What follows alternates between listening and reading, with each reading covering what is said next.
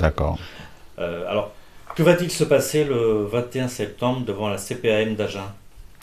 Alors le 21 septembre, ça sera l'inauguration d'un lieu au nom d'un personnage du Lot-et-Garonne qui s'appelait Pierre Devineau et qui a joué un rôle social important dans notre département et qui malheureusement avait presque totalement disparu de la mémoire collective.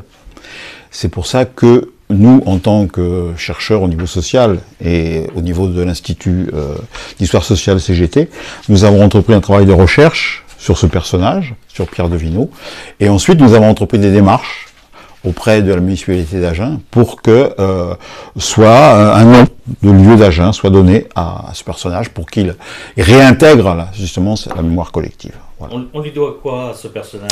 Alors, ce personnage, il a une vie passionnante, comme beaucoup d'ailleurs de militants de cette époque-là. Ça a été un résistant, il faut le signaler, un des dirigeants de la résistance lot-et-garonnaise, puisqu'il était responsable, il est devenu responsable du syndicat clandestin lié à la résistance. Il était secrétaire général de ce syndicat, donc avec des risques bien sûr pour sa vie, et risques d'arrestation. Heureusement, il n'a jamais été arrêté, mais donc c'est lui qui a entrepris la reconstruction des syndicats sous l'occupation. Voilà. Donc il a joué ce rôle-là de résistant, et à la Libération, ce rôle a été reconnu puisqu'il est devenu donc secrétaire général de l'Union départementale CGT reconstruite, c'est-à-dire la CGT réunifiée, la CGT qui était une force sociale très importante à la Libération. Et c'est lui qui va prendre en charge donc la remise en fonctionnement de cette CGT, et par la même occasion, il va être aussi celui qui va être le mandataire un peu de la mise en place d'une réforme sociale essentielle pour les Français, qui a été la mise en place de la sécurité sociale après les ordonnances de 1945 prises par le gouvernement provisoire de l'époque. Et c'est lui qui, en tant que responsable CGT sur le département, va mettre en marche les organismes, mettre en marche les structures et créer, en fin de compte, il faut le dire, c'est le créateur de la sécurité sociale en Lot-et-Garonne. C'est à ce titre-là que, voilà.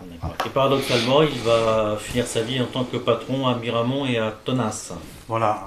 Donc à la scission là, de la CGT et Force ouvrière, la création de Force ouvrière, la CGT ne peut plus assurer son salaire, hein. Il est obligé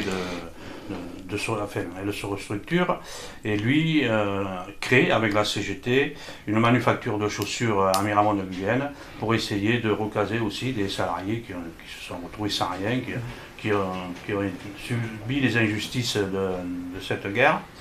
Et donc il se retrouve dirigeant de la manufacture de chaussures de Guyenne à Miramont, qui dure quelques temps, puis cette manufacture périclite, et il se retrouve à Tonneins, et il fonde sa famille et tout. Bon, il se pose à Tonneins, et là il participe, il devient dirigeant de la manufacture, de la coopérative agricole de Tonneins, et où il fait là aussi beaucoup de choses. Alors visiblement, il n'a jamais oublié d'où il venait, il n'a jamais oublié qu'il a été un militant, et donc ce n'était pas un patron de choc comme nous pouvons voir maintenant, quoi. C'était quelqu'un qui avait l'air aimant, donc voilà. Ok, merci.